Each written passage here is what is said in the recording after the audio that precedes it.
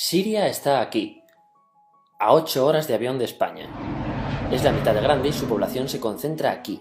¿Por qué? Porque toda esta zona es un enorme desierto, pero un desierto muy importante. Tiene 1/3 de las reservas de petróleo del mundo y también de gas natural, según algunos el nuevo petróleo. Para sacarlo de aquí y llevarlo a Europa hay que rodear toda esta península y salir por el canal de Suez. Como te puedes imaginar, aquí te cobran. Pero hay otra manera más fácil, la línea recta. El que controle estas tuberías las puede abrir y cerrar, como un grifo. Si no pagas, no hay petróleo, ni gas. Esta región es la polla. La civilización en el planeta empieza en 3 sitios y este es uno de ellos. Mesopotamia, aquí. Sumer, que te sonará menos, pero es el puto inicio de todo. Aquí también. ¿Recuerdas la Torre de Babel de la Biblia? La hicieron estos tíos. Egipto, aquí. Siempre ha sido un punto de contacto entre Oriente y Occidente, dando a Asia salida al Mediterráneo. Quizá por eso aquí nacen las principales religiones monoteístas, el judaísmo, el cristianismo y el islam. El islam es el último que llega y de hecho acoge a las 2 anteriores. Adán, Noé, Moisés, Jesucristo son considerados profetas islámicos. Bueno, al grano. Como la zona es la hostia, todos han querido controlarla y siempre ha estado dentro de algún imperio. Persas, griegos, los romanos. El imperio romano termina partiéndose en 2, y finalmente solo sobrevive esto. Ahora es cuando la última religión monoteísta, el Islam, construye su propio imperio. ¿Te acuerdas de las cruzadas? Bueno, pues son los europeos cristianos intentando recuperar esta zona de la que estamos hablando. Los últimos en llegar son los turcos, que ojo, no vienen de Turquía, sino de a tomar por culo en Asia, junto con Gengis Khan. Lo conquistan todo y fundan el Imperio Otomano. El Imperio Otomano se queda ahí hasta la Primera Guerra Mundial, 600 años. Cuando acaba la Primera Guerra Mundial, aparecen pequeños países donde antes estaba el Imperio Otomano, y por primera vez vemos a Siria en un mapa. Hasta ahora la habíamos dibujado para no perdernos. ¿Y quién se inventa esos países? Lo que te voy a contar es alto secreto. Bueno, lo era en 1916. Este súper secreto se llama Acuerdo de Sykes-Picot. Los franceses y los ingleses no podían derrotar solos al Imperio Otomano. Solo podían si les apoyaba la gente que vivía dentro, en su mayoría árabes. ¿Cómo se los ganaron? Pues les prometieron la Gran Arabia, un país solo para ellos. El único problema es que era un timo. Antes de seguir, recuerda una cosa. Los árabes son un pueblo, pero no una religión. O sea, un árabe puede ser musulmán, puede ser cristiano, y antes del Islam parece que hubo tribus árabes con tradiciones judías. Bueno, pues a los árabes no les dieron ese único país que les habían prometido. En su lugar, franceses y británicos crearon muchos países pequeños. Estos países, obviamente, no eran países de verdad, sino zonas bajo su control con gobernantes puestos por ellos. Durante este tiempo hacen lo que quieren con la zona. Recuerda que hay petróleo. Siria, aunque no tiene grandes reservas, tiene fácil salida al mar, y Francia, que es la que se ha quedado con Siria, se lo da a compañías extranjeras. Después de la Segunda Guerra Mundial, los europeos se van. En el caso de Siria, son echados a patadas. Pero antes de irse, crean otro estado, Israel. No es el momento de hablar de ello, pero es un estado muy polémico que sus vecinos no reconocen. La prueba es que nada más irse los británicos, todos estos estados lo atacan. La zona, a partir de ahora, va a ser una puta bomba de relojería. ¿Y mientras qué pasa en Siria? Bueno, pues no es muy estable. Tiene golpes de estado constantes. En esa época aparece en Siria una ideología que se hace con el control y se expande por el mundo árabe, el Ba'ath. Esta ideología mezcla el antiguo sueño de una sola nación árabe con ideas socialistas. Y algo muy importante, es laica, o sea que no es religiosa. Siria se llega a unir con Egipto, un país con el que no tiene frontera. Pero no es algo raro, muchos de estos países intentan hacerlo también.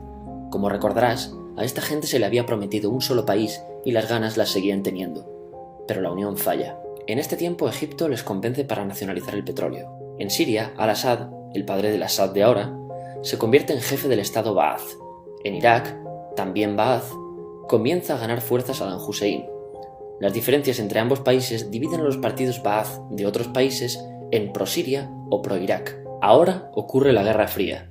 El mundo se divide en 2, o eres de Estados Unidos o de la Unión Soviética. Son años muy movidos en los que se pegan constantemente con Israel, invaden su vecino Líbano y comienza una oposición islamista al régimen Ba'ath de Assad, los hermanos musulmanes. Vale, volvamos atrás un momento. Recuerdas que la mayoría de árabes eran musulmanes, ¿verdad? Pues dentro de los musulmanes hay 2 ramas fundamentales, los suníes, la mayoría, y los chiíes. En el caso de Siria, a pesar de ser un estado laico, los gobernantes como Assad y jefes militares eran chiíes, los cuales representan menos del 13%. En cambio, casi el 70% de la población es suní. Un dato curioso es que los cristianos son casi el 10%. Que los chiíes controlen el gobierno y el ejército mosquea a la población suní, y este sentimiento es aprovechado por los hermanos musulmanes, islamistas radicales suníes. Estos toman las armas en la ciudad de Hama en contra del gobierno, y Assad acaba con la revuelta a costa de matar miles de civiles y encarcelar a mucha gente. En el año 2000, Assad padre muere y le sucede Assad hijo. Ante las presiones libera a muchos presos, trae internet y esperanzas de cambio. Hay un periodo de gran debate político y aparece la oposición. También vuelven los hermanos musulmanes. Los siguientes años son difíciles. Arrestan a la oposición. Y Bush incluye Siria en el eje del mal, y esto la aísla. Está mal visto negociar con Siria. Los kurdos, un pueblo que vive distribuido por varios países de la zona, empiezan a protestar también. Hay represión y muertos. En 2011, te sonará esto, ocurre la Primavera Árabe. ¿Qué es esto? Bueno, es una protesta que se va propagando por todos los países árabes pidiendo más democracia. Como ves, el mundo árabe, a pesar de estar dividido en países, tiene tendencias generales. Cuando llega a Siria, Assad hijo termina usando el ejército y en los enfrentamientos mueren unas 1000 personas. Los enfrentamientos irán escalando hasta que se conviertan en guerra civil. No hay un momento exacto de inicio. Lo importante es que hoy en día hay numerosas facciones en juego. Vamos a verlas. Pero primero piensa en que todo está dividido entre chiíes, la minoría, y suníes, la mayoría. Chiíes y además laicos, o sea no religiosos, son el gobierno de Al-Assad. Controla todo esto, que si recuerdas son básicamente las zonas chiíes del país. El gobierno de Assad está enfrentado al resto. También mayoritariamente laico, pero suní, es el Ejército Libre de Siria o FSA en inglés. Junto con el Frente Islámico, que es religioso, y otros 70 y pico grupos más, forman una coalición que la prensa llama simplemente la oposición. También suníes e islamistas, pero radicales, son Al-Nusra, llamados Al-Qaeda en Siria, porque son básicamente eso, Al-Qaeda en Siria. Otros islamistas radicales son el ISIS o Estado Islámico. Salen de Al-Qaeda en Irak, controlan la mayor parte de Siria e Irak y se han hecho famosos por sus atrocidades. Su objetivo teórico impacta a muchos. Es un Estado Islámico a lo largo de Asia, África y Levante, aunque a ti ya te suena, ¿verdad? En naranja tenemos al pueblo kurdo, que recordarás porque el presidente Al-Assad lo reprimió, al igual que gobiernos de países próximos también hacen. Ahora controlan militarmente esta zona.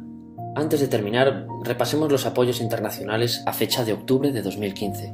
Las fuerzas de Al-Assad son apoyadas por Rusia, que ya tenía base militar en el país antes del conflicto, por Irán y por China. Todos son países de lo que Europa llama Oriente. En contra de Assad, apoyando a la llamada oposición, luchan Estados Unidos, Turquía, Francia, Gran Bretaña y Arabia Saudí.